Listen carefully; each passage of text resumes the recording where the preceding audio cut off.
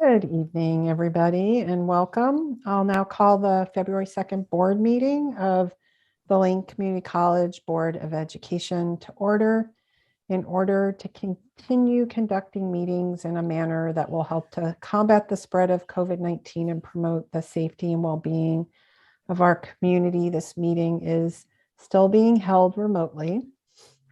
I'd like to remind board members and staff to keep themselves muted and to use the hand raise feature when you would like to speak. Board members are also asked to have their video turned on so you're visible to the viewing public, if possible. We know sometimes things happen.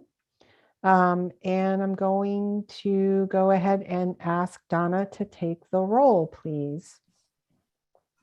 Holly Johnson. Here. Angela Van Kraus.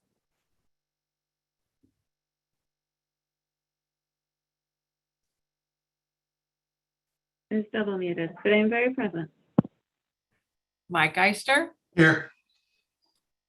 Austin Folniggy. Here.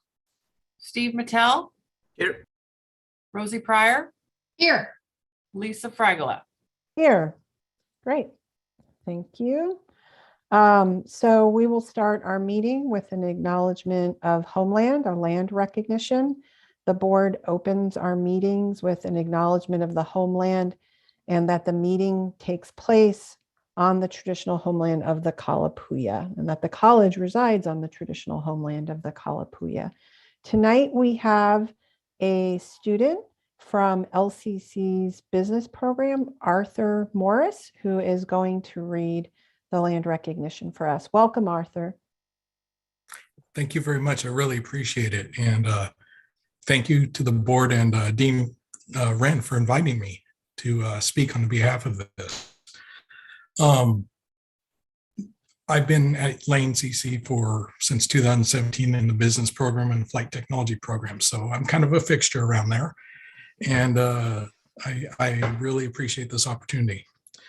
So we begin our meeting with the acknowledgement that the land we are on is the traditional homeland of the Kalapuya people. The Kalapuya were stewards of this very land for over 14,000 years before their traditional way of life was forever disrupted and destroyed.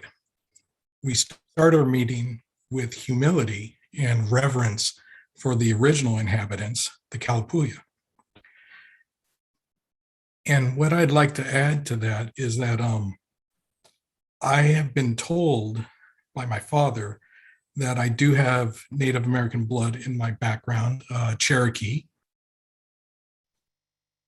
However, I have not had this verified, so I can never in any way say that I am Native American. However, that doesn't mean that I can't recognize and adopt some of the culture and the traditions of Native American people. And for instance, when we'd go hunting and when we'd kill a deer or such, we would always give thanks, to the land and to the deer for offering itself for our nourishment.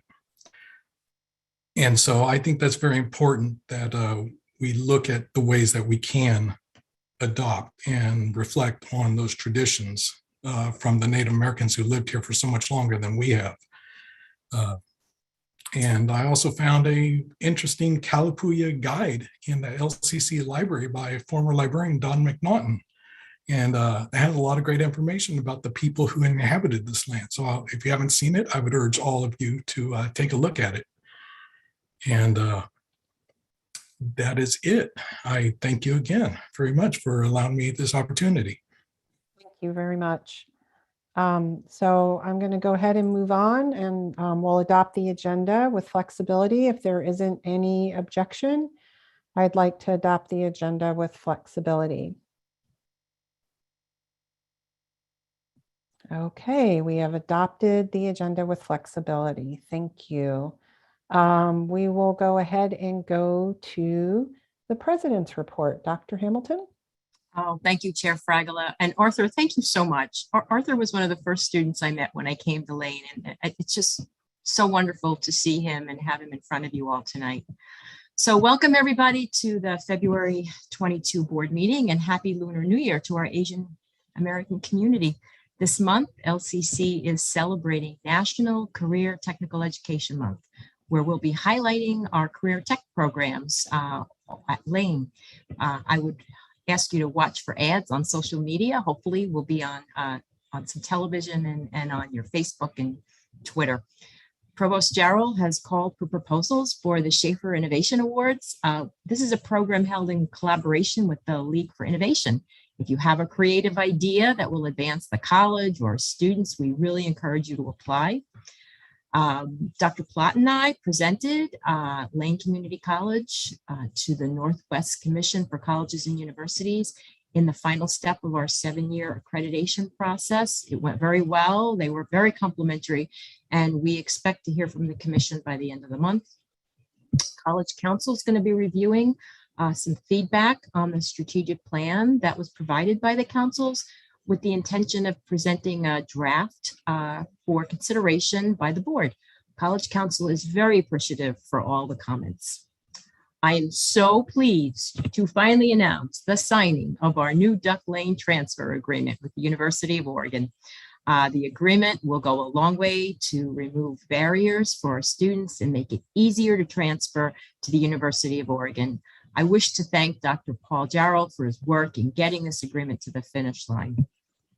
In the interest of public health and safety for students and employees, we've given employees and our students notice that we will be requiring boosters in an effort to make everybody up to date with their vaccinations.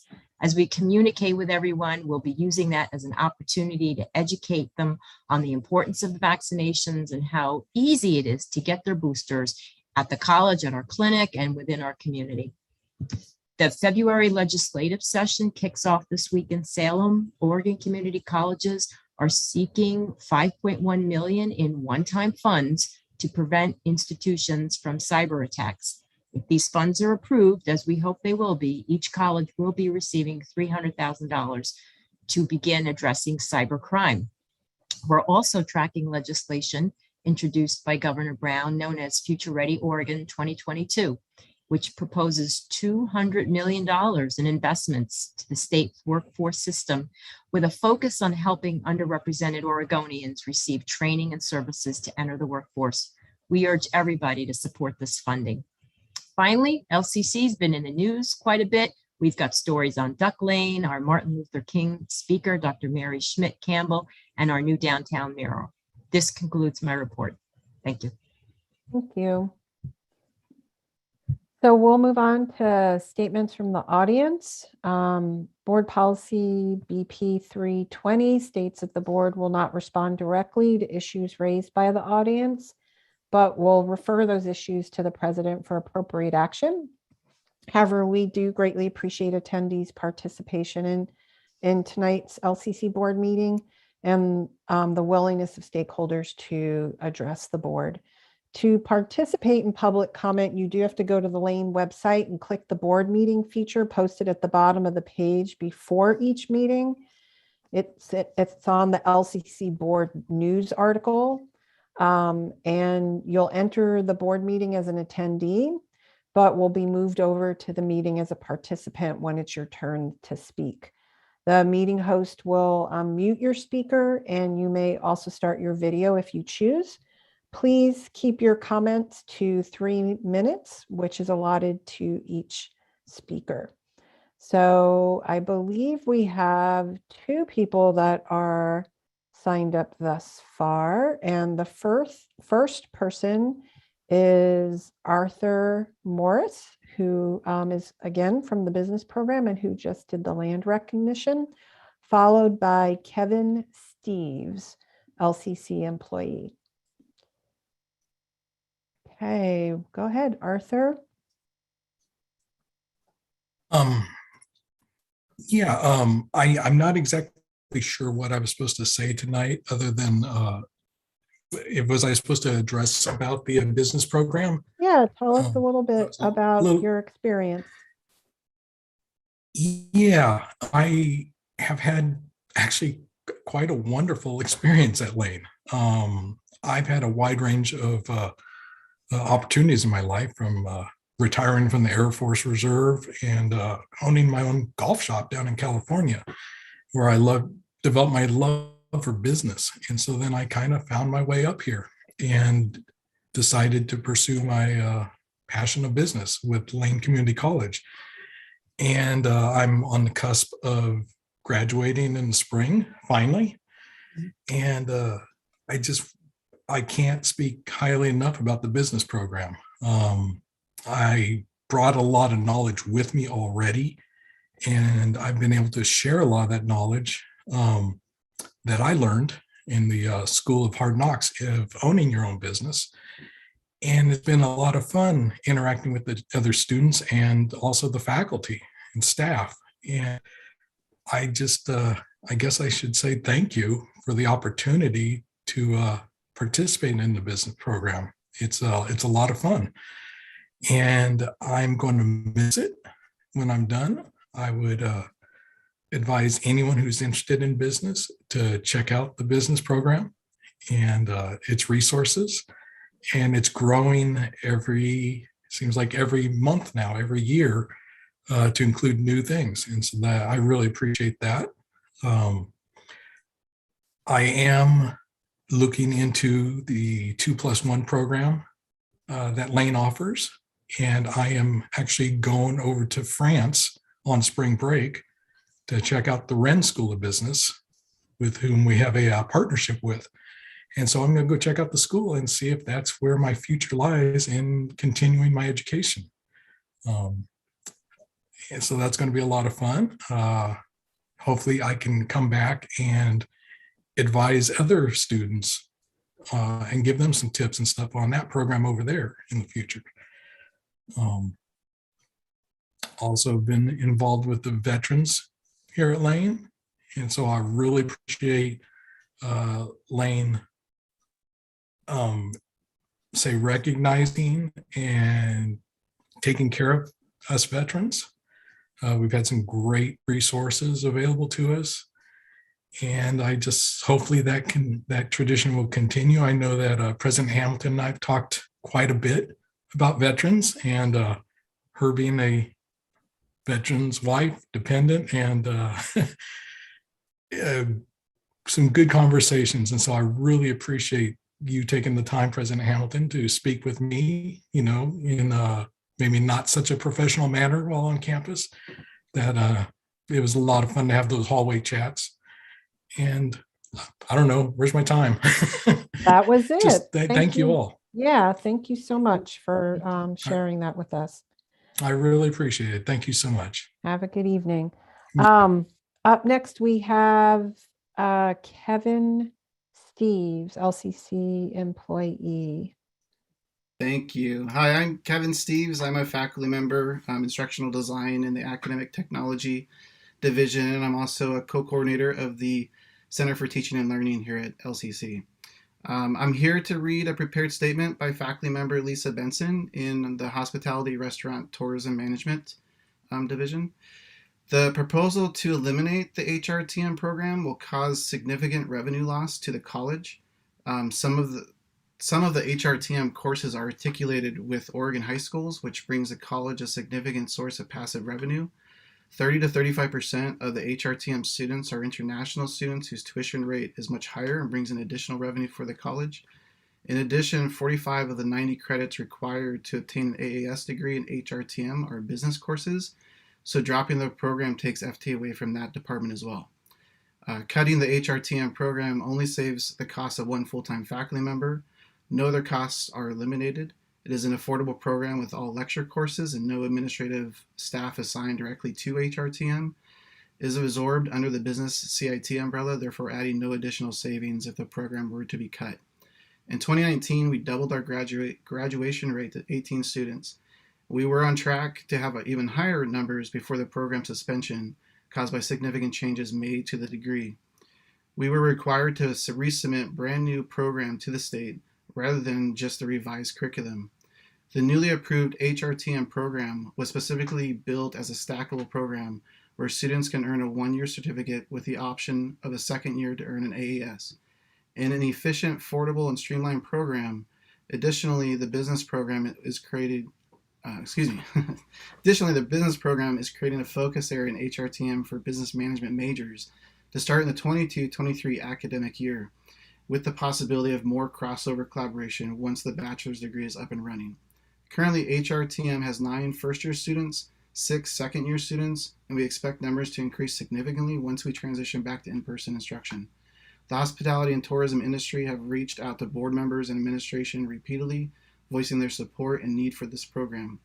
In Lane County alone, our hospitality and tourism industry 2019 generated $762 million in direct visitor spending in hotels, restaurants, etc., $297 million in industry earnings, 11,030 industry jobs, $12.3 million in tax revenue.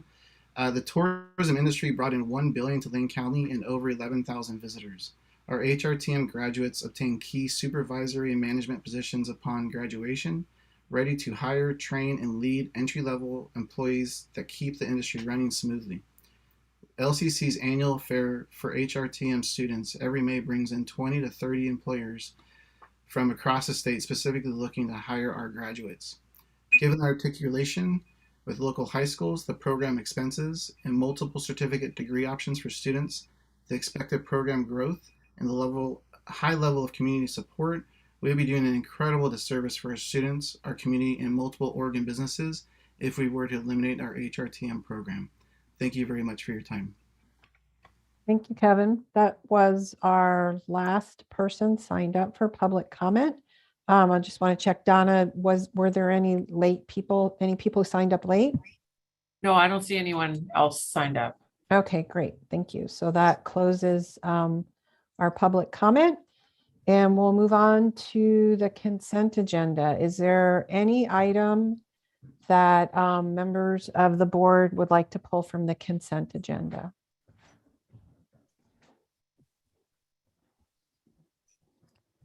Hey, hearing none, is there a motion to approve the consent agenda? Move approval. Second? Okay, Second. Great. So moved by Rosie, seconded by Mike and Austin. And Donna, can you call the roll on that, please? Sure. Holly Johnson, Aye. Angela Van Kraus, Aye. Mike Eister, Aye. Austin Fullnagy, Aye. Steve Mattel, Aye. Rosie Pryor, Aye. Lisa Fragola. Hi. So we've approved the consent agenda. Let's move on to our first action item this evening, which is program sustainability recommendations. And we're going to be looking at the hospitality, restaurant, tourism management recommendation. And we have Provost Jarrell to speak with us about that. Thank you. Good evening, Chair Fragola, board members. The goal of any program and services sustainability analysis is to review the relevance of programs and services and to determine the ability of the college to continue to support its current portfolio of offerings. This particular discussion and possible action this evening is a follow-up to some conversations that we had last year regarding this program, and also a continuation of our discussion that we had at the last board meeting regarding program sustainability. The program that we're reviewing today is a program in hotel, restaurant, tourism management. We only have a single award in that program. The award is an Associates of Applied Science in Hotel, Restaurant, and Tourism Management. The reason that we're reviewing this program, there are a few primary issues and concerns with the program. We discussed some of them last week, just to summarize again, or I'm sorry, last month, just to summarize again.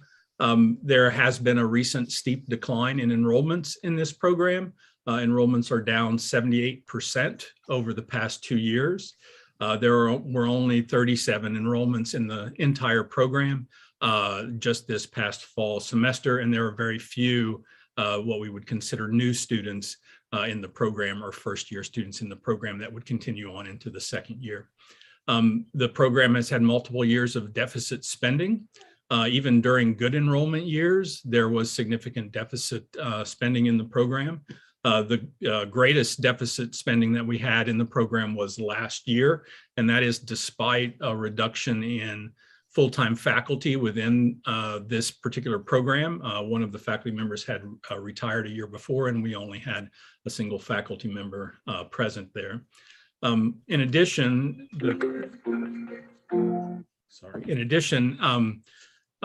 the cost of the program relative to the wages that students can make upon completing the program is imbalanced. Entry-level wages for the vast majority of the jobs in this industry in our area start at just over $12 an hour. And there's not a lot of room for wage growth. The median wage for those same positions is just over $13 an hour. The program costs approximately $40,000 total with tuition, fees, and room and board. And that is assuming that a student can complete the program or does complete the program going full-time in 2 years. Otherwise, the cost would be greater because of the cost of living. There's also a misalignment of the program with the entry-level workforce needs. Most of the entry-level jobs, as you can see from some of the analyses that we've presented you with, excuse me, require little or no education beyond high school. The highest paying jobs that are there, event planning, require a bachelor's degree. There are no requirements for associate's degree with the employment in this area.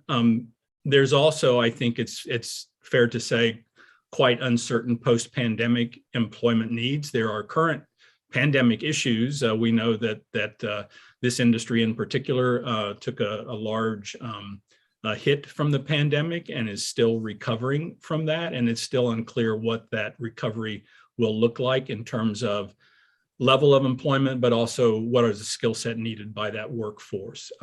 So we bring this program to you with a recommendation to suspend the Associate of Applied Science in Hospitality, Restaurant, Tourism, and Management effective summer 2022. Should you agree with this recommendation, we would at that point consider what are our obligations for teach out of the program for current students. And we also would explore the development of a concentration or a focus area within the business management Associate of Applied Science degree. It is recognized by the industry as valuable for employment, our business management degree. It does provide more flexibility for students, as I commented on last board meeting. And ultimately, I think would provide more opportunities for students that are interested in a profession in hospitality, a little bit more opportunities considering the volatility in the particular tourism and hospitality sector. So again, the recommendation would be to suspend this particular degree, and I'm here to answer any questions should you have them. Hey, any questions for Paul? Paul, go ahead, Steve, and then I'll put myself in the queue. All right, well, thank you. Paul, I just wanted to see if you would address some of the concerns or the issues that Kevin Reeves brought up. The two that I wrote down that resonated a little bit with me were that they had doubled their students in 2019, I guess over the 2018 number. So well, you had said that there were some declining enrollments. He's pointing out that there was a doubling, I believe, in 2019. And then, of course, they were forced into a situation where they had to change up their curriculum quite a bit. So therefore, things tumbled in 2020 and 21, as I presume. So there was that issue. And then the other one was that by eliminating this program, he mentioned that we would only save a single FTE. So I just want to hear how you would respond to those concerns. Yep, certainly. So with regard to enrollments, it is true that in fall of 2019, we had significantly more enrollment than we have now. As I mentioned before, in fall of 2019, we had 165 course enrollments in this program. This fall, we had 37. The year before that, we had 159. So I'm not sure the doubling where that number came from as well. So that's that piece. There were stronger enrollments pre-pandemic. That is certainly true. The Other question about the FTE, we do only have one full-time faculty member that is in this particular program. So with the sunsetting of this program, that faculty member would not be teaching this program. So there's that's the differences there. I think the more motivating factor, I think, for this and the recommendations that are before you, in addition to the declining enrollments and the kind of lack of interest in the program right now, from an enrollment point of view, I think is also looking at the mismatch between the program and the need for the training in the industry, and also that we do have what people have expressed is a suitable degree option as well in business management that's much more secure, stable program with us. I have myself in the queue, and then next will be Austin.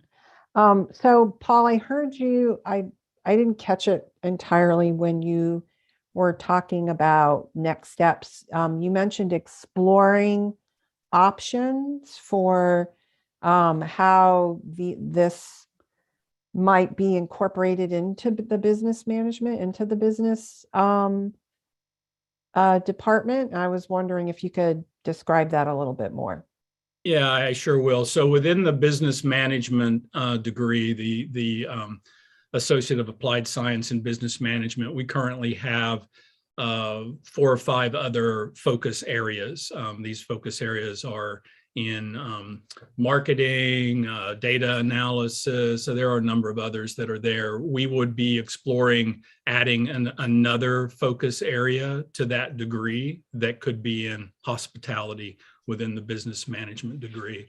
I think the other thing that would do is would allow also a segue, again, pending further development of an applied baccalaureate in business management that could lead to a concentration or a track within that also serves this particular sector.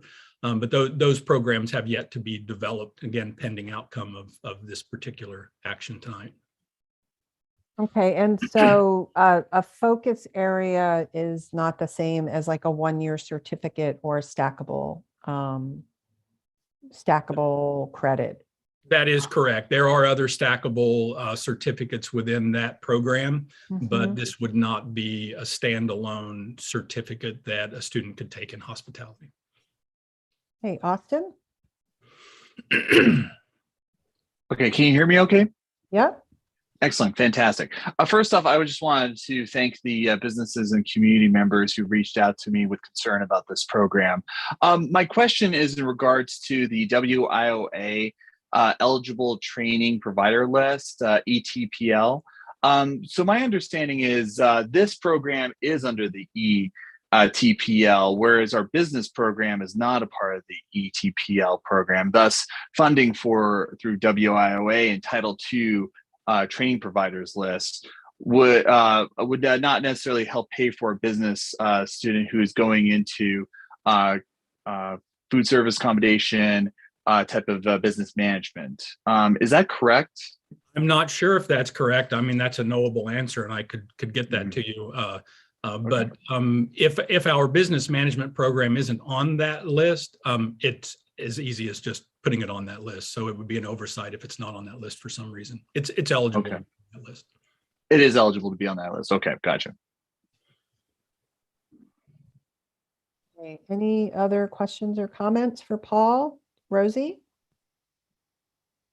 Thank you. I'm prepared to support the administration's recommendation, and the compelling reasons for me are twofold. One is 6 consecutive years of deficit spending to support the program, and the wages that students can expect to earn. I think as the communities college, we have a responsibility to be more responsive to the job market locally and around the state and in the Northwest. And I don't think that this is. Steve? Yeah, like Rosie, I'm prepared to support Paul's recommendation here, but I do just want to clarify one question. My sense is, and I feel perhaps I'm a little bit out of my depth, that there's this, feeling amongst the staff who will be most affected that perhaps there was a bit of a unintentional setup for failure, right? That things were moving in the right direction up through 2019, significant program changes forced upon them, and then things went south, and they're left holding the bag. That's a rough summary of things, but that's the sense I get in the air, that there's that feeling. I'm just wondering if you'd address that, Paul. Yeah, I mean, there's no setup for this. I think if what you're referring to is the year where the program was suspended, that was due to a curriculum error. The faculty had worked through our curriculum committee to produce an updated degree that teased out separation of the hospitality degree from culinary arts and incorporated some additional business classes into that degree. That came through our curriculum process that went to the state. And at the same time, when we submit a new program for approval, we sunset the prior program. So the prior AAS program in hospitality had been suspended because of changes that had happened in culinary arts. We submitted the new proposal to the state. The state returned it to us because it needed to be resubmitted as a new program instead of an updated program, because there was greater than 30% changes in the curriculum. So as a result, we were stuck in limbo while we updated that program and resubmitted it to the state before we could catalog that we had a current program. And as I understand, as a result, right, there was a lost opportunity to promote the program, to recruit for the program. So have you feel like you have, is that true, I guess, for one? And do you feel like you've adequately factored that into this decision? I certainly do feel that we've factored that in, and I don't necessarily agree that there wasn't adequate recruitment for the program. The only implication would have been if a student would have looked in the catalog and saw that the program was suspended. Anybody that was working with students to provide advice to students and funnel students into programs was aware that we were in the midst of approving another program as quickly as we could to be able to get it on the books because of the error we had with our first state submission. So I don't think that it was as significant of an issue in recruitment as it's implied. I think more probably coincides with that's the first year of a pandemic, and the industry kind of just, the bottom falling out of the industry. Okay, I appreciate your responses, Paul. Yeah, certainly. So I have myself in the queue, but I'm going to let you go ahead, Mike, because you haven't spoken on this topic yet, and then I'll go. Yeah, my inclination is to support this when it becomes a motion. I think that I regret that it's not going to work out, that the program isn't going to work out. But I think we have to be responsive to what students are telling us by what they enroll in, and by we have to be responsive to the business community that is telling us that it doesn't require certification to do most of these jobs, and that when people come into the jobs that they aren't going to make enough money to pay for the certification that they got. So those are my reasons for supporting the motion. So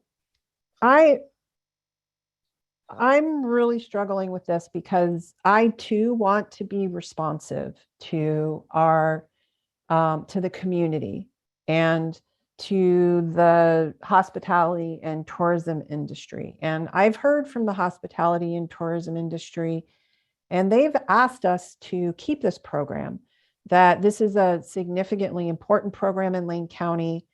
They really believe it's going to come back. And I think the thing that really got me in the gut was an email from an industry leader who said, well, I get why you might get rid of this program for financial reasons, which one faculty member doesn't seem like a lot of savings to me. But they said they would send their students to Chemeketa Community College, which has an online program with one-year certificate stackable credits. or whatever we call the stackable certificates, right? So in the last meeting, we made the decision to redesign culinary to be 1-year stackable certificates. We made the decision to redesign the advanced manufacturing program to be more responsive to the surrounding community's needs. And so I'm not clear why we wouldn't do the same thing with this program, be responsive to the community's needs, and use a model that seems to be being successful at Chemeketa, which are 1-year stackable credits, stackable certificates that is also online, that would allow us to garner enrollment. You know, enrollment is one of the things that we keep talking about, and to hear that students are going to go to another community college just kind of gets me in the gut. So Paul, I'm wondering why not go that direction when we went that direction with those other programs? Yeah, certainly. I think that, I think that we hear different things. I think there are industry partners in the community that would advocate for this program, that certainly value the training that the students receive with this program.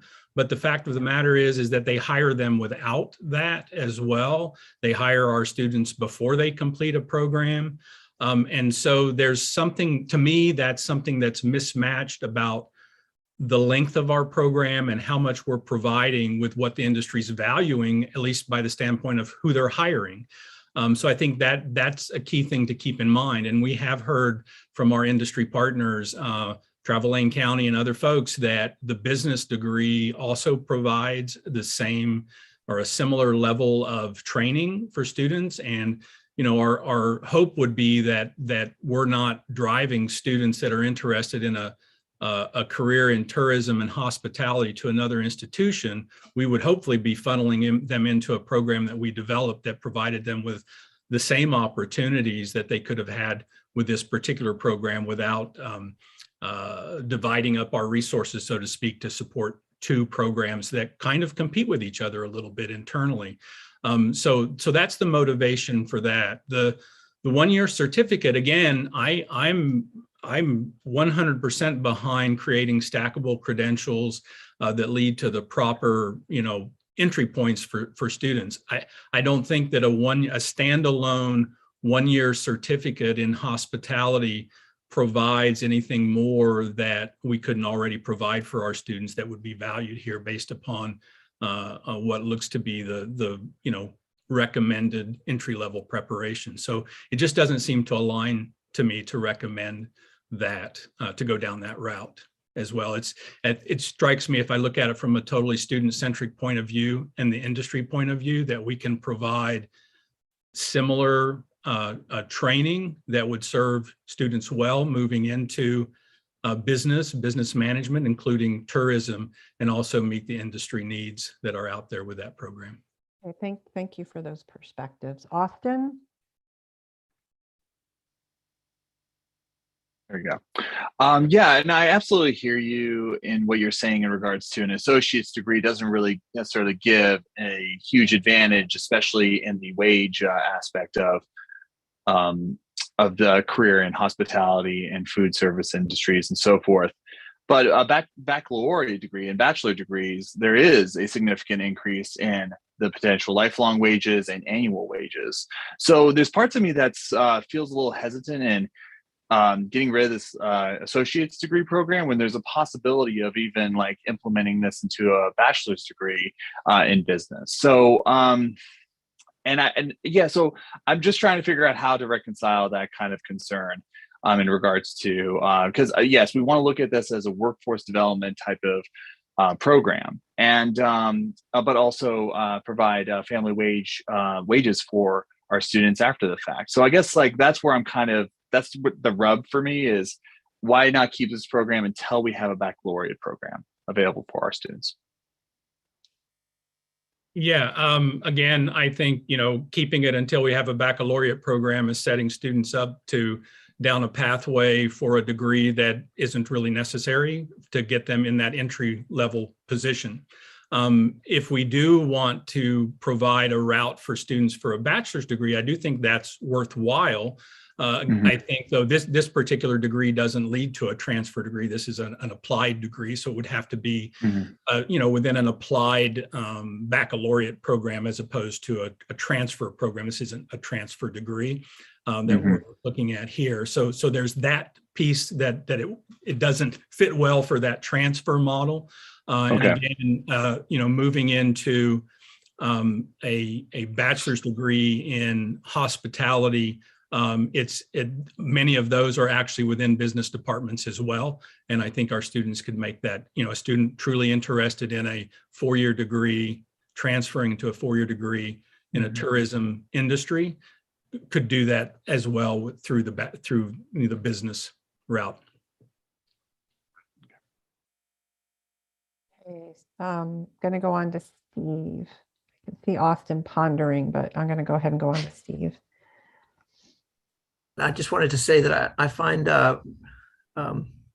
Provost Jarrell's justifications and responses to the questioning very compelling. As same goes for some of the points that Mike Eister brought to our attention. And I also wanted to say that I have a lot of confidence and trust in our provost, that he has our students' best interests at heart. And so despite the frustrations that are obvious, for the faculty who put a lot of effort into the program over the years, I'm planning to support the motion.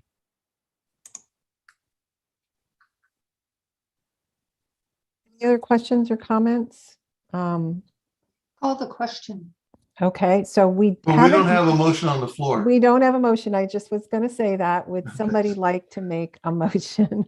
I move that the Board of Education accept the recommendation of administration to suspend the hospitality and tourism program. Is there a second? I will second. So the motion made by Rosie, seconded by Steve. Rosie, did you want to speak to your motion? Okay. Is there anyone else who would like to comment? Or you can still also ask questions on, we do have a motion on the table to suspend the program. I changed my mind. I would like to speak to my. Oh, please go ahead. Just to observe that back several years, when the program had significantly greater enrollment, it still operated at a deficit. The college has finite resources. These are always going to be hard choices. And again, I support administration's strategic recommendation regarding this particular area of training. I'm convinced they've given some thought about how to redirect these students into the business program so that they can get the training that they need to be successful. And the college is prepared to do that in a way that does not lose over $100,000 a year. Austin? Thank you. And I really appreciate the thoughtful conversation that we're all having in regards to this. And I want to also thank the administration for answering our questions and facilitating this conversation. Many of the costs that this program has is still going to be in place. And also we're going to be teaching out these students. Yeah, again, I still kind of have like this, like, okay, why can't we wait till we have a baccalaureate program that could be useful in this situation? So I guess question, is the cost only going to be just one FTE faculty? That's the only cost reduction that we're seeing with this? And the teaching out program, there's still going to be continued costs with the teaching out aspect of this program, correct? So we would there's one full-time employee associated with this program. There are several other individuals that provide support to this program in addition to other areas within this particular division in advanced technologies and business. Those folks are still employed that are providing that support. I would argue that we are actually allowing them to provide better support to other programs by freeing up some time. This program is takes a lot of time and support from support staff, so it would be freeing up that particular time. In response to carrying it forward until we have a bachelor's degree, I mean, that could not happen. That could be years down the road. In the meantime, we've still had more years of deficit spending. But again, more importantly to me, we are saddling students with debt that they don't particularly need based upon what the entry level requirements are for this work. And I don't, you know, I have concern with having our students subsidize this program to carry it forward when we don't know what the future looks like. And I would rather rebuild this program when I do know what the future looks like a little bit better. Understood. Thank you so much. Appreciate Yeah, it. you're welcome, Austin. Thank you. Yeah. So I'll put myself in the queue, and I do appreciate the work that you have done on this, Paul, and I know this is never an easy decision to make. I would like for us to be responsive to the community needs. I do think that we are going to see this industry come back, but I do feel like a lot of the response that you gave tonight to some of my concerns about students going elsewhere, that if we're going to be able to meet the needs of these students in the business program, I feel like that has shifted my ability to support the motion tonight. And so I think I will be voting in support of the current motion on the table, and supporting the administration's recommendation. Is there any other conversation or discussion? Okay, seeing none. Oh, Angela. Jumping in at the last moment. I wanted to say thank you for all of the information shared, the questions answered, etc. I came into the last meeting expecting to not support suspending this program or ending this program, but I was actually satisfied through the conversation last meeting that there were sufficient plans in place through the business program and through, you know, extensive conversation with the community that would be employing the students coming out of this program. So I have already had my mind changed, and I feel even more confident in that position. So I will also be supporting this motion. I thought it would be useful to say that. Thank you.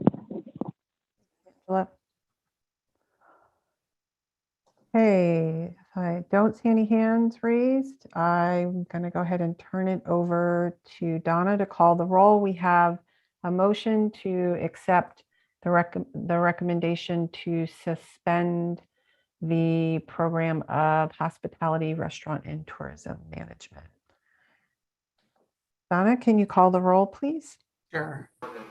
Holly Johnson, Aye. Angela Van Kraus, Aye. Mike Eister, Aye. Austin Folneggy, Aye. Steve Mattel, Aye. Rosie Pryor, Aye. Lisa Fragola. Aye. And I really did appreciate the conversation tonight. I feel like as a board, we really engaged around this, and I'm very appreciative of that. And I'm glad we got to have this conversation tonight. It was an important decision. So I'm going to move us on to our next action item, which is the Building 12 Architect Engineer Services Contract Amendment. Tom, you always bring me such great titles for the agenda item. It's a mouthful. I'll try and simplify them someday, but they're complex issues. So They are complex. Yes. and this one is one that I'll just say, you know, the initial contract with Henneberry was, we went out for a request for proposals to look at a long-range solution for this program. The initial contract was intentionally broken up into two pieces here at the start to look at The first step, which they're nearing the completion of or have completed, was to first off look at the building to understand its condition. That brought us to you in December for an emergency request to shore up the building, which maybe was a precursor to what I'm looking at tonight. Another part that they were looking at was to work with the academic side and develop a space program. What do this advanced technology team, what do they need for spaces? What are they going to be teachers in the future? They've pulled that together. Been working with Grant Matthews and Chris Wren and other members of the faculty to do that. And I think we have a pretty strong. Then the third thing was to take a look and see how they could fit this all in the building. As we did that, they came up with a really wonderful plan for the building. But when we priced it out, we did what's called a target value exercise. And the target value exercise breaks down the building components and says, how much should they cost? You know, how much should the building structure cost? How much should the finishes cost? How much into various modes based on past projects that both the architect and the contractor have looked at. We came out and the structural costs were nearly twice what would normally be expected based on past experiences. Being a renovation, it should be on the low side, not on the high side. So with that in mind, that brought us to this concept of looking at maybe we need to look at tearing down this building, which has some significant problems, and building a new facility. So that is where we're at today. We're not necessarily committing to that route yet, but we do feel this is a very expensive project for the campus, and it's setting up a facility that we, my statement to the design and construction team is it's a 50-year or more facility. So this is a burden for this campus for a long time. So let's make sure we're doing it right.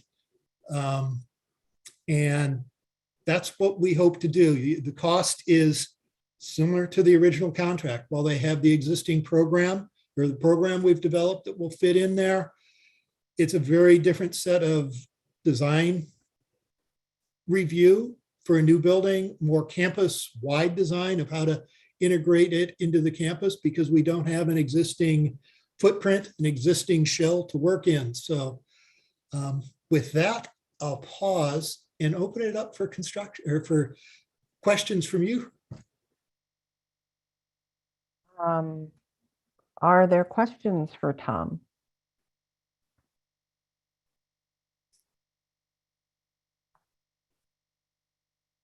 Angela, followed by Steve. Thank you. And thank you, Tom, for always fielding my questions. I feel like your name should be short for Tom Good Humor because you always field my questions with such good humor. Good questions. So I think the real question that I have that I'm trying to get at is not even about this project. This particular project, it seems like from the layperson's perspective, you're doing everything you need to do to research and choose the best option, the best way to move forward. I think every time we sort of talk about a project and they're always more expensive than we expected, largely because of forces outside of our control that we could not predict at the time that we were budgeting. I just am trying to think through, do we have some sort of strategy around how we're going to prioritize and deprioritize projects that are set to come later in the timeline when we might be out of money for those projects? Tough question. Yeah, that's, I know you asked that earlier and you, I don't know that I have a definitive, and some of it depends on how severe the problems are. Both money wise, as well as we get into these things, we find out things that we didn't know. I think there is a long-term deficit of investment into the physical structure of this campus. And every time I turn a stone, I find something a little more broke than we thought it was. And so looking at the best way to approach that, as I talk with the academic leaders, I think there's also a lot that the pandemic has brought some new thought, and I might turn it over to others here, but we really do have to think about how we're going to deliver those programs. Do we need the same level of classrooms? Is this mode of remote teaching? So how does that impact things that we thought were givens for when we did the master plan or when it was done before I arrived? Offices on campus, faculty offices make up a huge percentage of our space on campus. Most of those have been vacant for a year and a half. That's part of a faculty contract. We need to provide it, but where do we think about that in the future? There's a lot of things moving, and we're getting a lot of great conversations, and I'm sure you'll be involved in some of those, or I hope most of them. But it's a dialogue, and it's going to keep going, and I hope that tries to answer your question. Steve, and then we'll come back to Angela. Yeah, Tom, under the renovation plan, first question is, were we going to be able to occupy the building or parts of the building during renovation? And if so, what would be the surge plan under demolition? Well, that was one of the problems we ran across. Some things might be able to be in there. Looking at relocating their 3 primary programs that are in there. The construction technologies program, fairly easy to relocate. We can basically put them in a tent. They're used to, their goal is to work out on construction sites. So they're pretty straightforward. We'll get them a trailer or whatever. There's a cost associated with that. Public safety is one that we're looking for another spot on, and we'll be talking more about that in the future. Finding another spot on the campus for them there, that's been an issue that we've known about from the beginning. So timing of how we could do this. And the other one is our machine technology, and it's large milling machines, metalworking machines, and those are also very difficult. Whether we would relocate those to a temporary rented space, we don't have any space like that on campus. But there's a lot of costs. So that's another thing that's driving cost up, to phase it or to do relocation. One of the things we'll be looking at in this plan is, do we relocate to a nearby site and then tear down this building, which then allows us to leave things in place, saves us that cost, and then come back and renovate or tear down the worst part of the building. We know we have to hold on to at least a portion of it because it has a central utility plant. And there was the western part of it was built in 66. There was a major addition in 70. And that's where our worst structural problems are.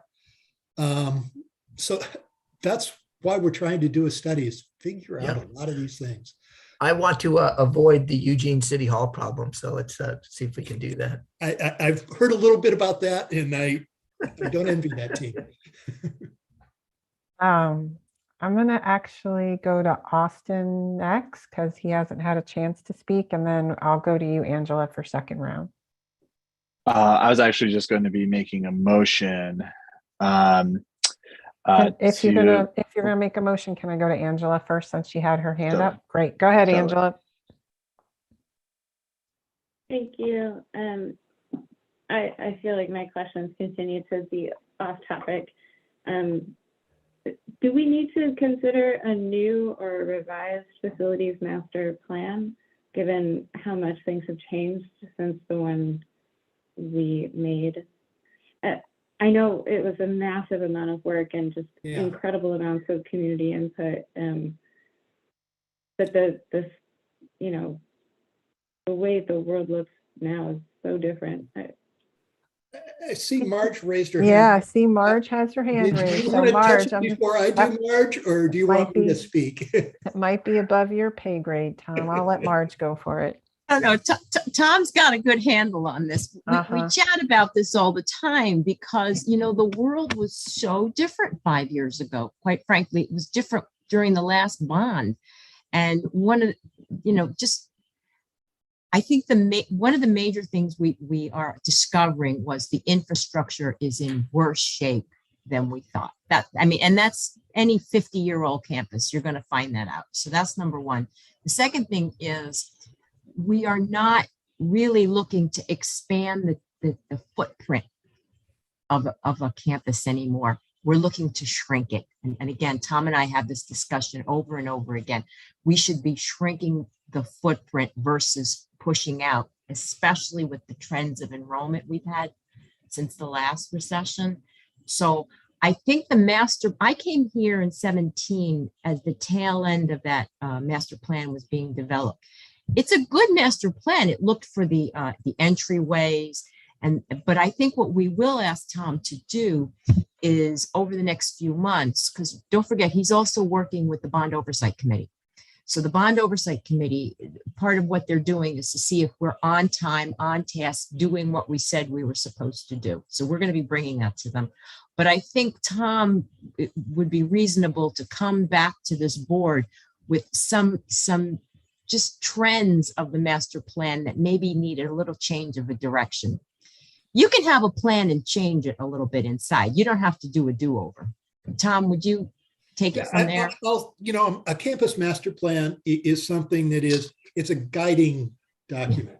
I think there are definitely continued studies in more detail that we need to look at, but the master plan set up these projects. It looked at the right things. Perhaps priorities change a little bit. There are things that we'll want to do to look at some of the assumptions as far as space needs that we can do as the academic master planning looks at different enrollment figures, which applies to different staffing levels, things like that. As we do that, we can translate that into different space needs. Not a full-fledged master plan. I think, I foresee in a few years we'll need to do it, but it also kind of needs to have a chance to evolve a little bit. Some of these projects to be occupied so that you can see the vision, how that changes. The way you look at the campus, I think, is one of the things I've done. Master plans for other campuses before, have a lot of friends that do those all the time, and it takes time to apply them, let the projects that are taken on get into the fabric of the campus so that you can really look at the future again, because that is the goal of the master plan, is to look at the long range, just as you guys have been working diligently on a strategic plan. And you didn't start over just because of COVID. It certainly changed the way you looked at things, but the facilities run the same way. All right, Austin, thanks for your patience. Go for it.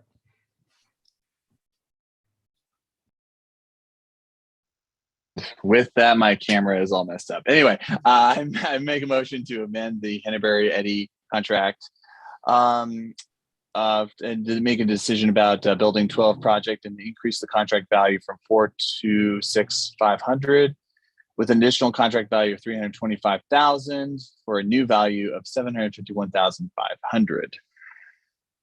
Is there a second? I will second that. Great. So Austin moves the recommendation, seconded by Mike. Austin, would you like to speak to your recommendation?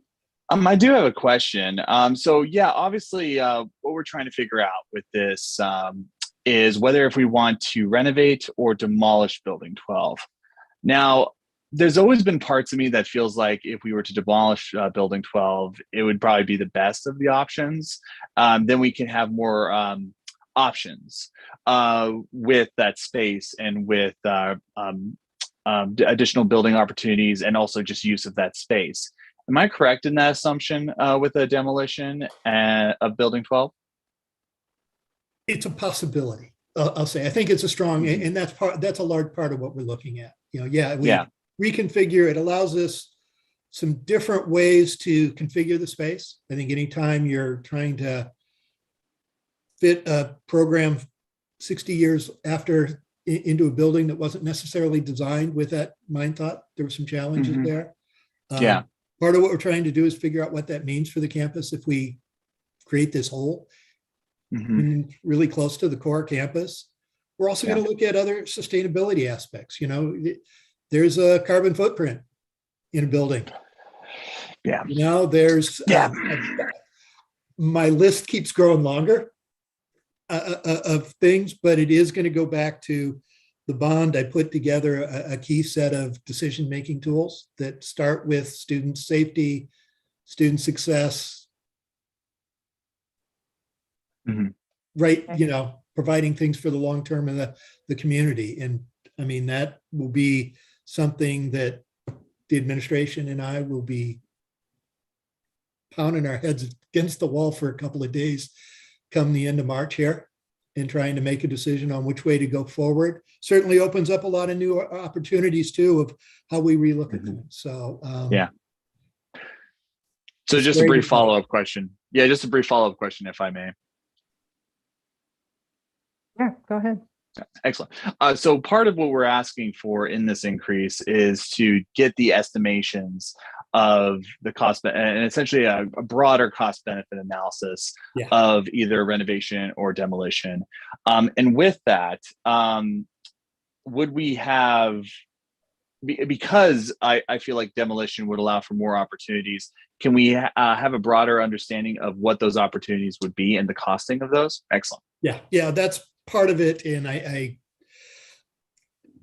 all of those things are on the table for me.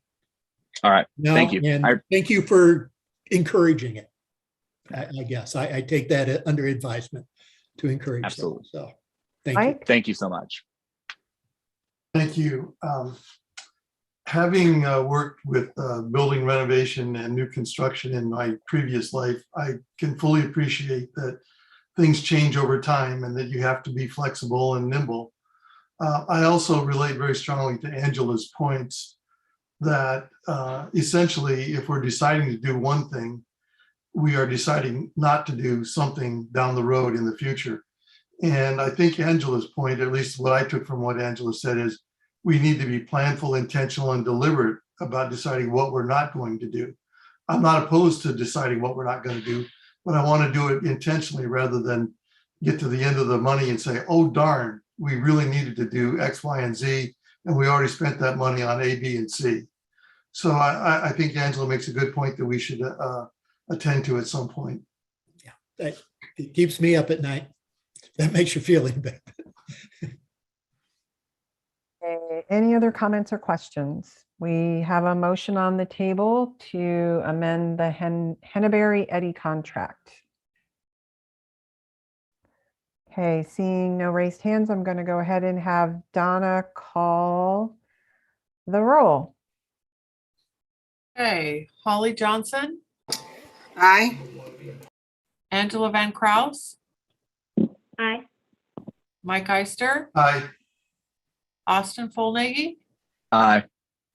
Steve Mattel, Aye. Rosie Pryor, Aye. Lisa Fragola. Aye, that motion carries.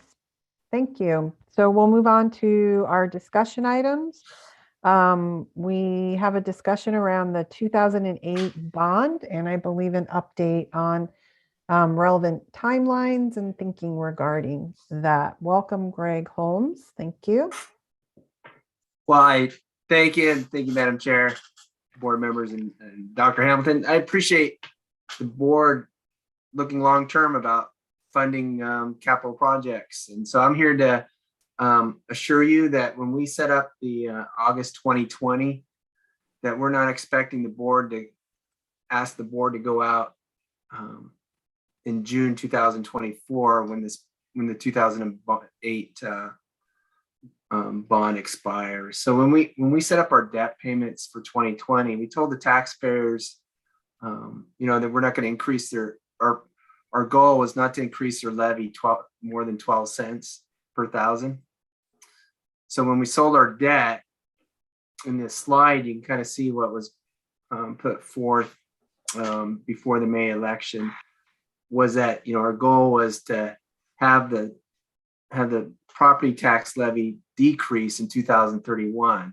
So if the board was looking on a timeline, one goal is to go out in 2030 and ask the public if they want to invest. Now, it doesn't preclude at any time the board going out to ask, but when we sat down and we looked at the facilities master plan and the renewal of the bond, we thought, rightfully so, we had just had the major, the trust of the taxpayers on May 2020. We thought going out in 2031 would be a better option. So I'm here to answer any questions, to assure you that we're not recommending that the board go out in 2024 for another renewal. Rosie? Thank you. Thanks, Greg. I appreciate the information. I confess I'm not grasping it as well as you might have wished. So I need to understand if what you're saying is that you've structured our 2020 bond taxpayer load to not change somehow when the 08 bond expires in 24. Here's what I want to not do as a board member. I want to not see the taxpayers' investment in Lane go down after 24 and have to go back to them at some later date, like 2031, and say, are you willing to raise your investment in Lane? If there's an opportunity to renew a bond, then that's what I'd rather do. So I just need a little more elaborate explanation of how you see this working. Sorry. So your point is correct. So in probably sometime in 2030, right? You'll go back and say, hey, you're at this levy. In 2031, it drops down. If we sell more bonds, right? If you approve this, your levy will stay flat. And so what you're saying is the way you've structured the 2020 bond is why it doesn't go down after the 08 bond expires in 24. You put a lighter load up front, but a heavier load at the back. Exactly. Okay, thanks. I just needed to be sure I understood really what you were telling us. Thank you. You bet. Mike? Yeah, I will say that I'm a little bit surprised by this, and I'm not sure why, but I have been under the assumption that it had been our plan to try to extend the 2008 bond as soon as it expires. I'm not disappointed if there's a way to not extend it and not hurt the college. I will also say that during our last bond campaign, I bumped into several people who said, I'm happy and willing to vote for this bond, but I don't expect you to go back and renew that old bond if we vote for this one. So I think that some of our citizens who are particularly paying attention to this would be happy to hear that we're not going to ask for a renewal for whatever that's worth.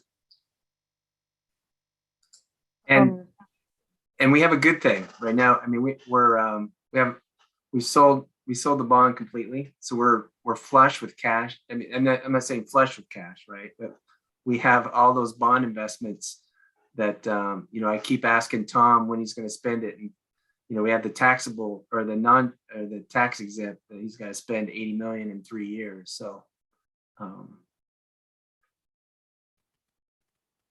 So I have myself in the queue, and I appreciate Rosie's questions because I have the same kind of thinking that she has, right? I want us to, if we chose to renew this bond, that we did it at a time when it would not impact taxpayers in such a way as to appear to be an increase, even though we know people really value the college and want to invest. So I heard you say that if we renewed this bond in 2008, the 2008 bond in 2031, it would remain flat for taxpayers. I guess what I'd also like to understand is when the bond expires, the 2008 bond expires in 2024, is there then a dip in the resources we have coming in? No. So how we scheduled our debt service, we'll just levy for the greater for the 2020 in our budget. So the goal, if everything was held constant, the market didn't, the housing rates didn't go up and down, our goal is to keep that 12, what we said was our projected to be 12 cents more per thousand, and keep that flat through 2030. And then it drops in 2031. Then that board at that time can go back to the taxpayers and say, hey, if you want to, if you're okay with this level of property tax, we would like to sell an additional 83. I can't remember exactly what it was, but we want to do an extra 83 million to fund the other master plan. I think some of the confusion in the master plan, and I linked that in the background information, is when we had the consultant look at it, they're saying, oh, a possible funding source is just renew your funding. And so, but when we looked at that, with that successful bond passage, administration and talking to Marty and that, we just felt it was just too soon to ask the board to go back out to the taxpayers and try to pass another bond. Steve? Greg, is there such a thing as going out in 24 or whatever, 25, and asking for the bonding authority, but not exercising it right away on the logic that we want to be able to pounce should we see interest rates rise, right? 2031, that's a long way off. Interest rates could be significantly higher. We might want to have the flexibility to be able to jump in, on a moment's notice. Boy, I would run that by bond counsel. I mean, it's an expensive process, right? And so our partners, they don't get paid unless, so when we go out and do this, the Piper Sandlers and our bond counsel, they don't get paid if we're not successful. And so they only get paid when we sell our bond. So all those partners that are helping the college, to your point, I think that's a possibility. Whether or not the board would want to do a PAC and all that, I would have to do further research, Steve. But just so I'm clear, when we go out and ask the public, we're asking them for the authority to move ahead and float a bond. When we exercise that is up to us. It doesn't have to happen. Last time's a good example, right? You went out and exercised some of it the following year, but you held the right for 3 years before you exercised the last, whatever it was, 43 million. Yeah. So when you sell tax exempt bonds, so let's say I got $100 million. So that's the reason why in 2020 we didn't sell all our bonds as tax exempt, because there's an IRS rule. You need to, if you sell tax exempt, the IRS expects you to spend it in 3 years, and so and you need to make an attestation that you're going to spend that. So with the 2008, right, we broke it out in 2 different sales. The reason why we chose to sell taxable bonds was the market was so low. I mean, the college and the county and the taxpayers, we got 20-year money at 1.5% total in cost. So 20-year money at, so I mean, it was so unbelievable. So that's why we sold the whole shot. Yeah, my concern is just letting that opportunity go. If we go out in 24, we still have reasonably good rates in 2031. Who knows?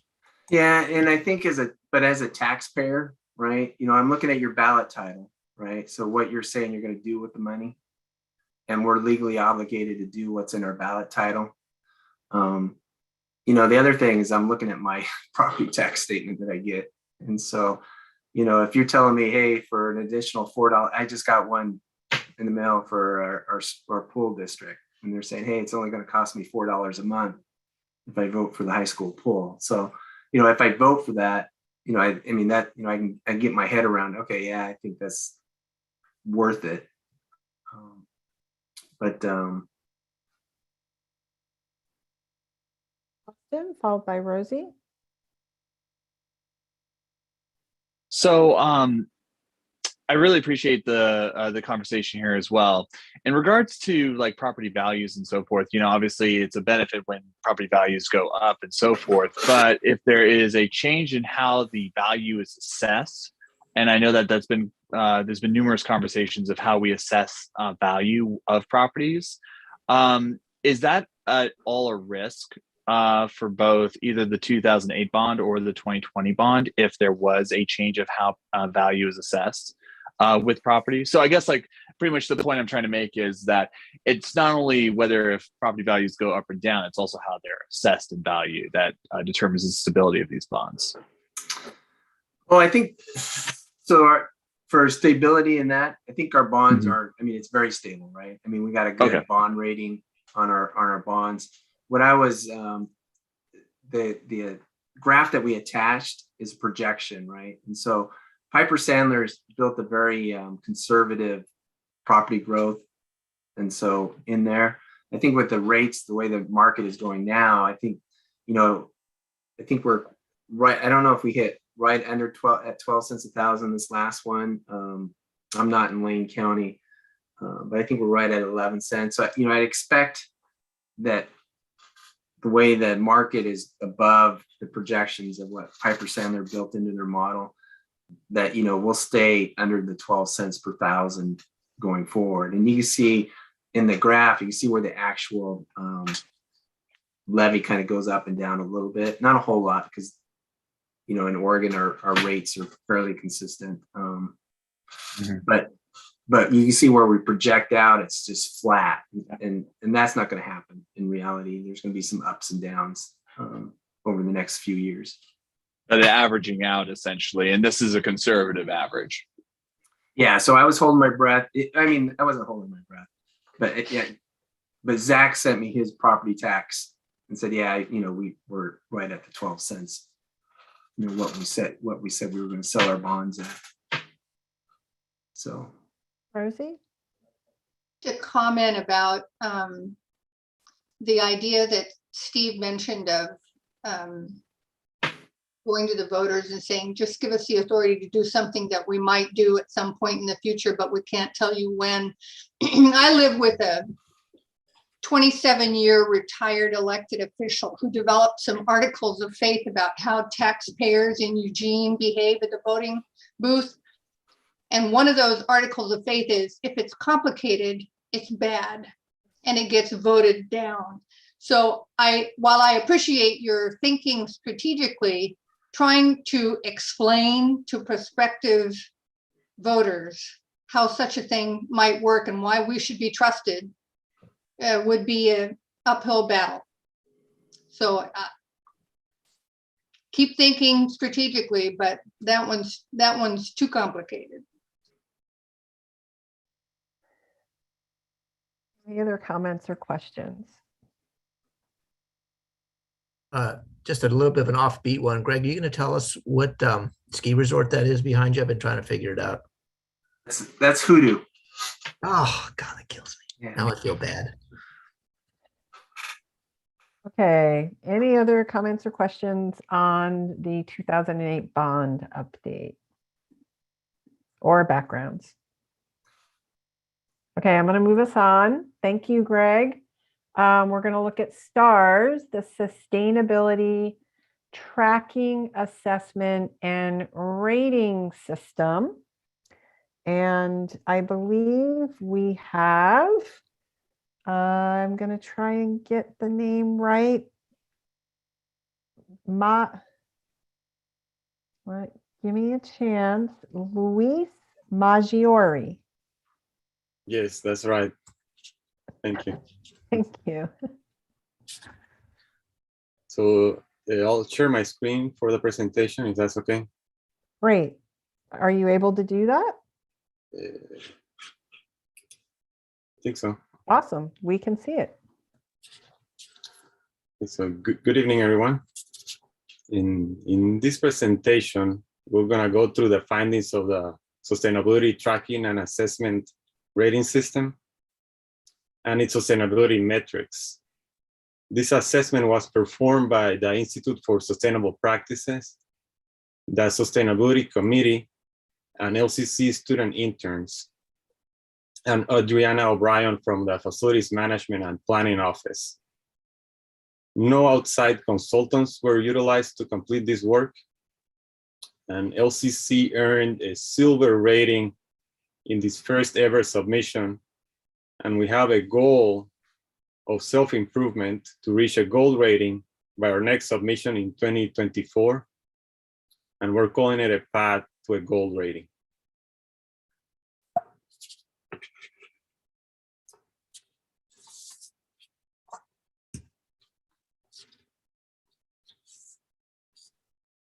So STARS is a program of ASHE, the Association for the American Association for the Advancement of Sustainability in Higher Education. And ASHE is the main sustainability hub for higher education institutions in the US and abroad. LCC has been a partner of ASHE since the year it was founded in 2005, and we have participated in many of their conferences as attendants and as speakers. The STARS program is tailored to higher education institutions as a tool to measure and advance sustainability performance that goes beyond accounting of carbon emissions. LCC had been evaluating to pursue a STAR certification for many years and decided to officially pursue certification for the first time in 2019. The STARS rating system works very similarly to the LEED rating system for green buildings. As you can see here, LCC score was 56.66, so in the mid-range of a silver rating and only 9 points shy of a gold rating. As you can see in the graph to your right, most reporting institutions seem to fall in the silver rating category, and we want to be above the majority. That is why we have a goal of self-improvement to reach a gold rating by our next submission. And why not perhaps a platinum rating after a few years. By completing a STARS assessment and continuing a STARS program, it allows LCC to compare itself with its peers and identify objectives with clear metrics. It allows us to improve the student experience and elevate LCC's core value of sustainability. Also, achieving a good performance on some of the STARS metrics results in a more efficient and sustainable use of financial resources. So this is where we stand now. Currently, only 2 community colleges in Oregon are STARS certified, LCC and Portland Community College, both at the silver level. By setting a goal to get to gold rating, we could easily make the top 5 of this list, of this annual list of top performers. Currently, we are at position number 9. And perhaps also engage in a healthy competition with our partners at PCC that can benefit us both.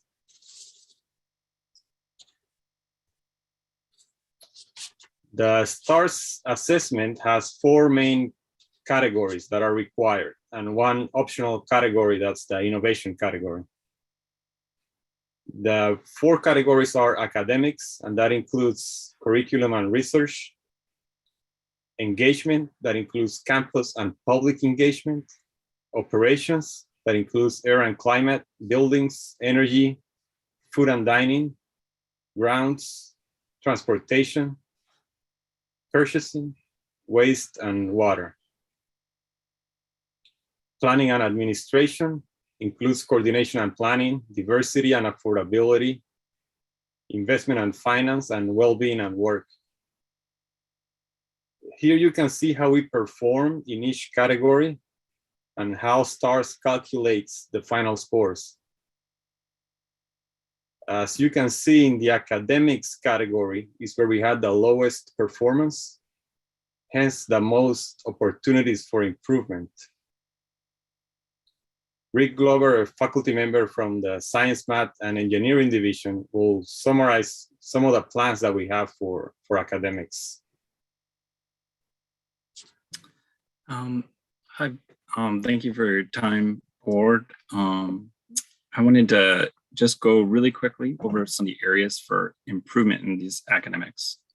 Some of the categories calculate the percentage of all students that accomplish, and for example, there's sustainability focused classes, which are classes that are just dedicated or have a significant amount of coursework dedicated to sustainability. Sustainability inclusive classes, which classes that have one topic or learning objective addressing sustainability. And then a sustainability literacy assessment where you're looking at the total number of students that and the concepts that they understand that are foundational to sustainability. Additionally, there's some categories that look at overall institutional achievements, like having a learning outcome, institutional learning outcome that specifically addresses sustainability concepts. If we looked at these and we improved our scores on them, we could really see a 10 to 15 point increase in the academic category based on the self-assessment that we did following the STARS report. What we're going to do is through the Center for Teaching and Learning, we're planning a series of workshops, and we're going to begin with their spring symposium to help faculty incorporate sustainability concepts into their classes and share the curricular materials with others through the Center for Teaching and Learning website. By documenting these, we'll be able to understand how many students at Lane have classes enriched with sustainability studies and hopefully increase the number of sustainability focused classes. Also try to build incentives for faculty involvement, which would satisfy additional points. And hopefully with some work that we're doing with the curriculum committee, increasing the tracking of students that complete these courses. And finally, we just ask that support is given for sustainability specific language into institutional learning outcomes. Thank you. So on this slide, this is an action list that summarizes the actions that are listed in the areas of improvement document that was shared with all of you. And it lists some of the low-hanging fruit actions that we can incorporate to improve our score by the next submission 2 years from now.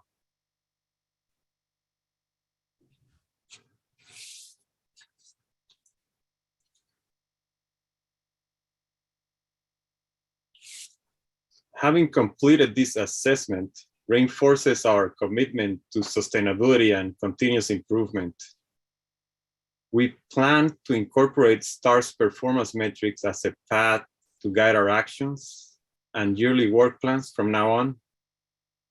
Also, STARS performance metrics will be included in our next climate action plan that is due for an update in 2023 for our version 3.0. We know that everybody at LCC is committed to sustainability. That is why we need to improve institution-wide collaboration on these efforts to enhance efficiencies. For instance, the data gathering process for this assessment proved to be one of the main obstacles.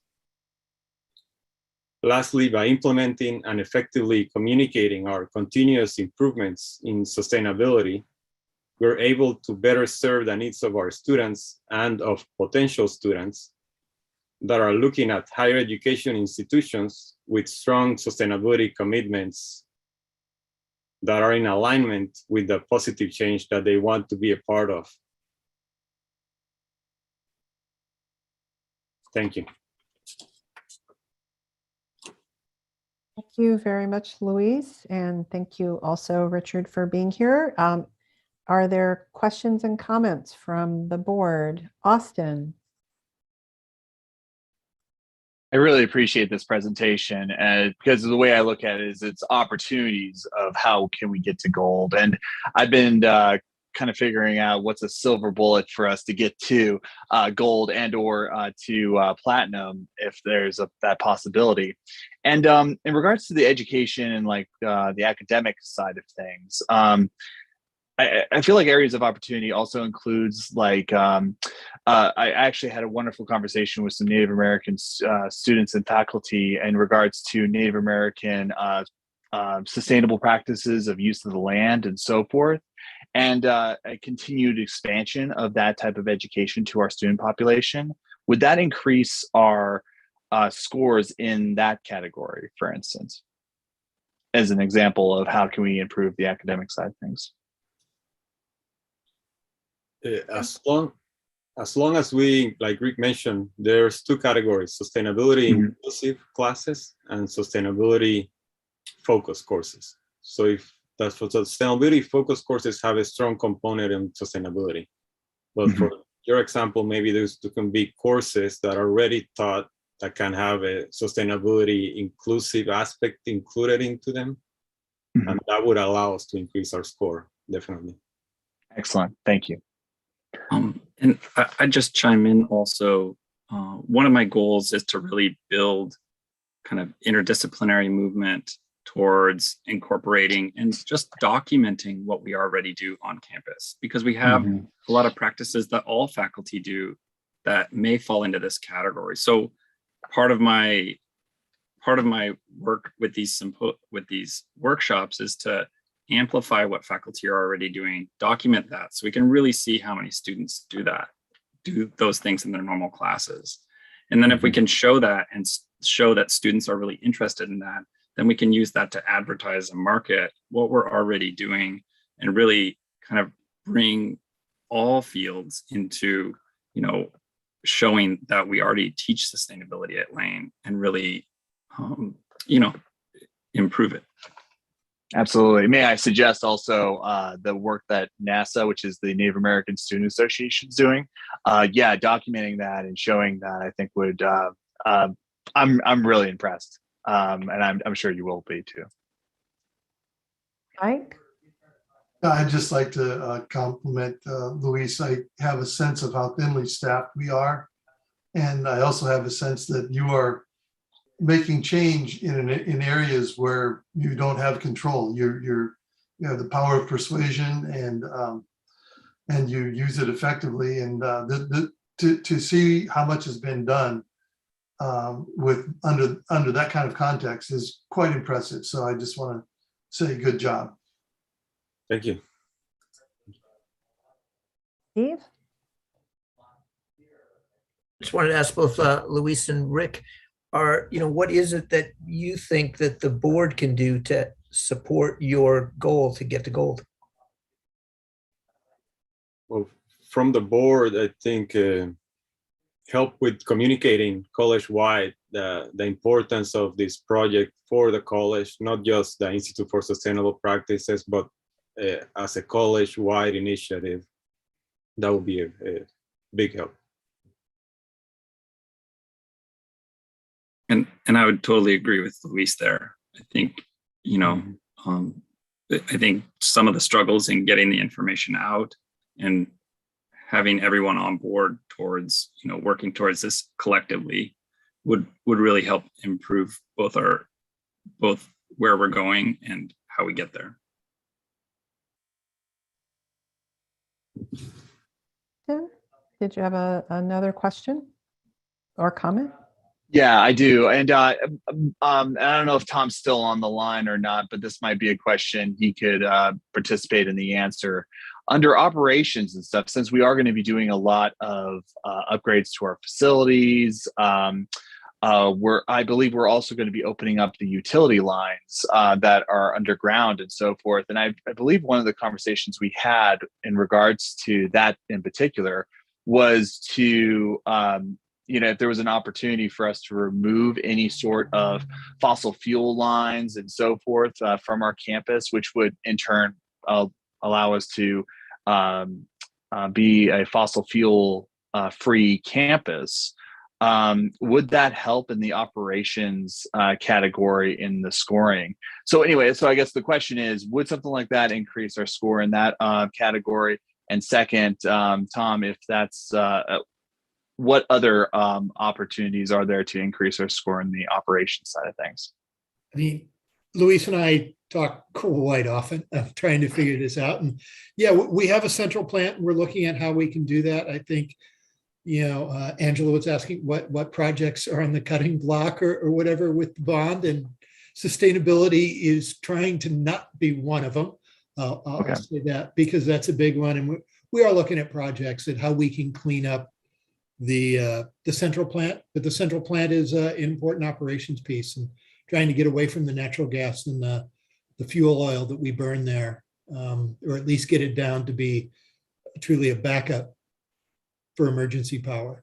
It's one of the things that we talk about when we're looking at how we might be able to do that. You might hear more about that in the foreseeable future.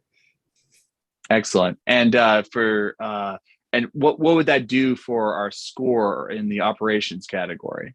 Like, would we see like a 10-point increase? Would we see, or even more significant than just 10 points?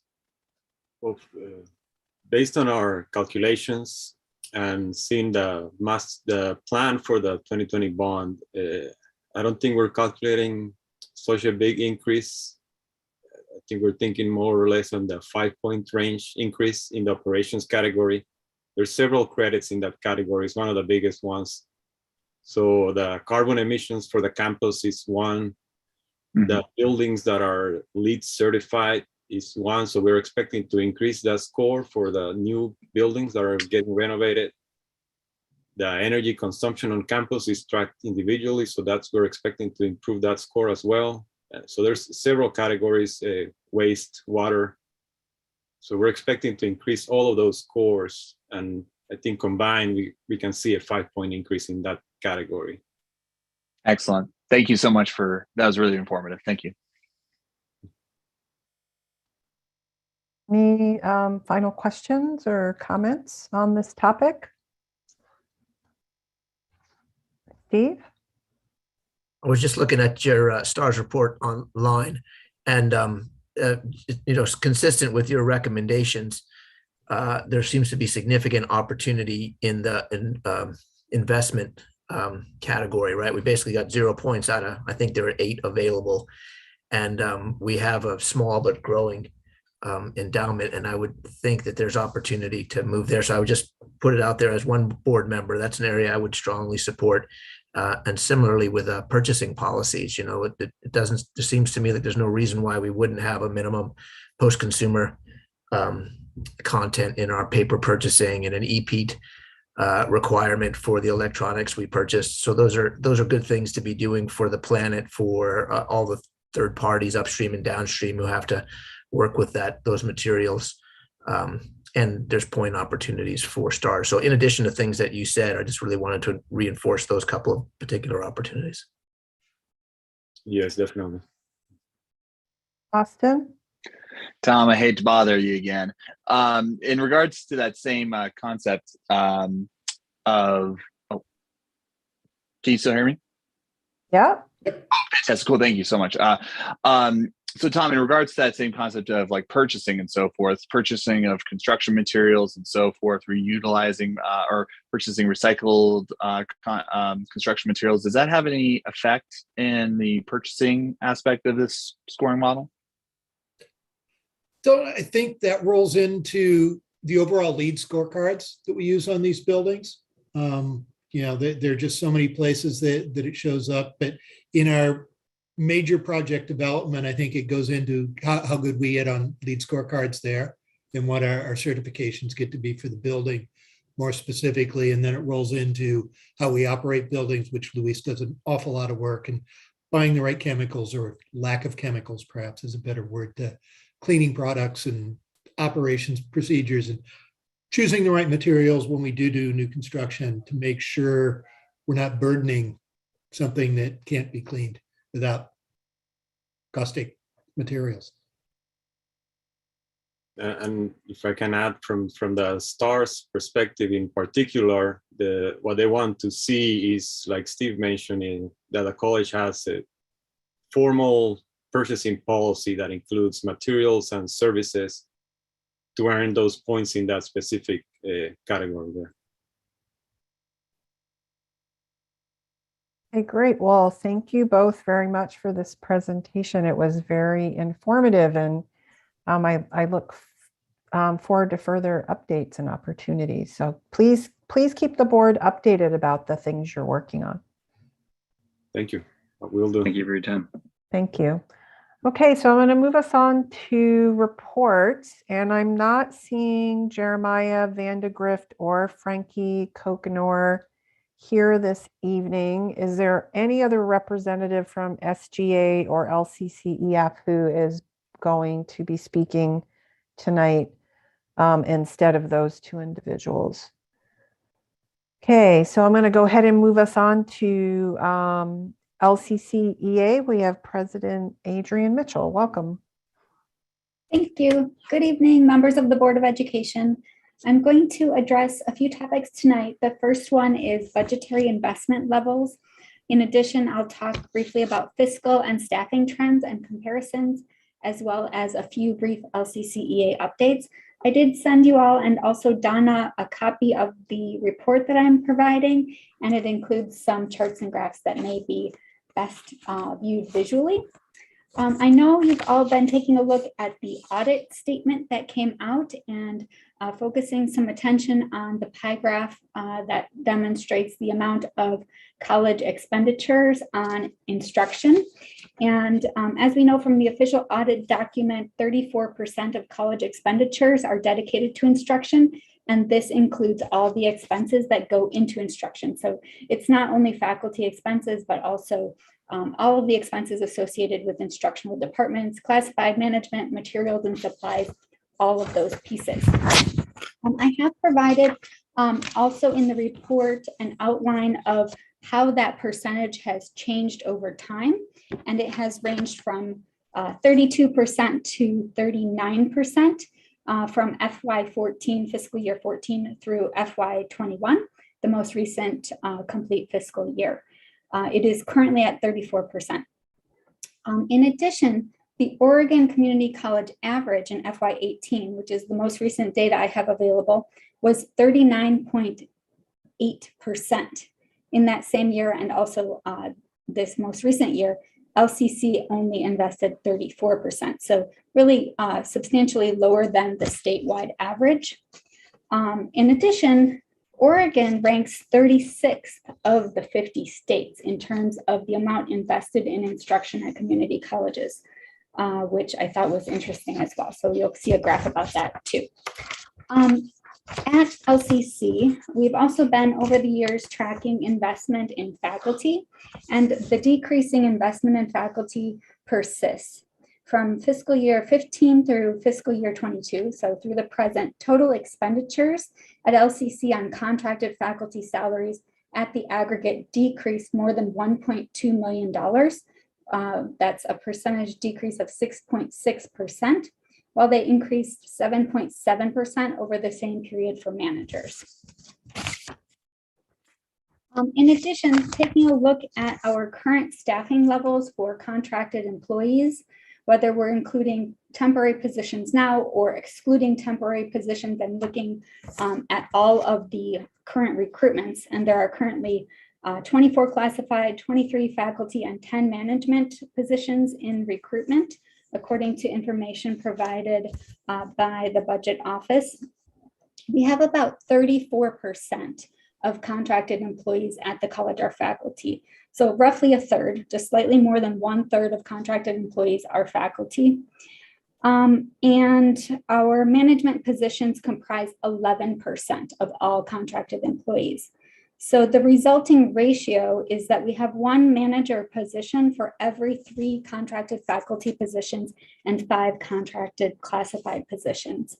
This speaks to the need for a staffing analysis of all employee groups and funds and a reprioritization of investment in instruction and the critical student service mission of the college.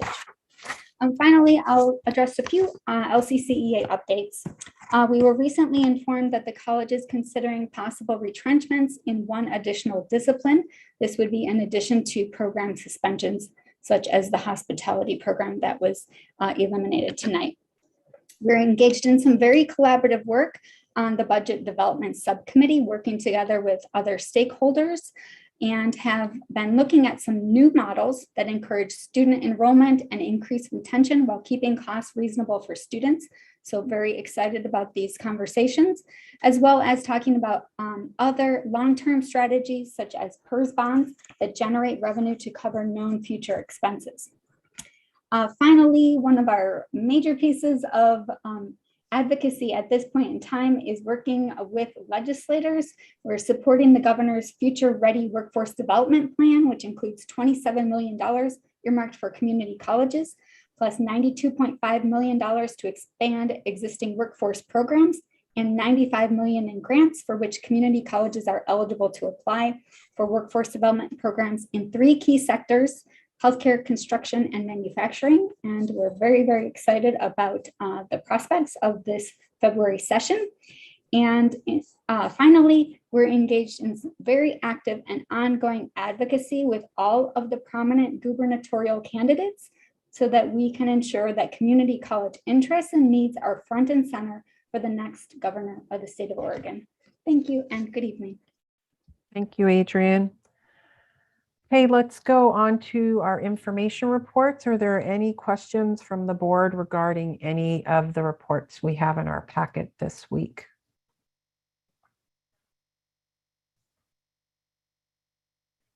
Okay, not seeing any. I am going to move us on to closing items. And so board reports.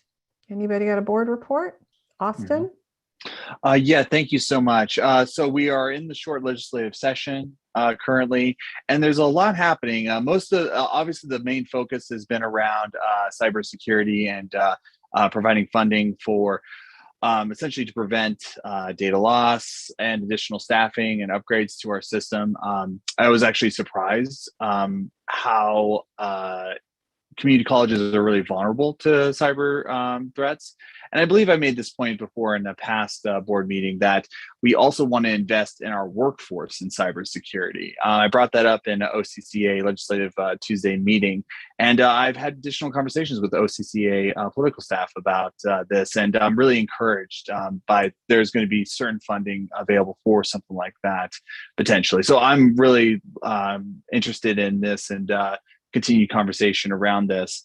Additionally, a big part of the investments that are being considered, including prioritizing key populations, including people of color, women, low income, rural communities, veterans, and incarcerated or formerly incarcerated populations. So this is, I'm really encouraged by the bills that I'm seeing and the bills that OCCA is pushing for, and also the Oregon School Board Association is pushing for. So yeah, there's some great opportunities, and also with what we'll see in bills coming out of DC as well. There's going to be an emphasis on workforce development and workforce training, which is one of the reasons why we want to keep an eye out for things like training funding lists, and as well as WIOA funded programs and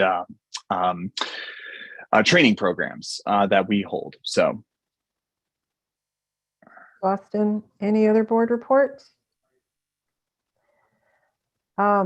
Just so an update for the board on the president search. The advisory committee is meeting tomorrow morning to narrow down the applicants to make some recommendations to the board. So we're at a very exciting juncture in the process.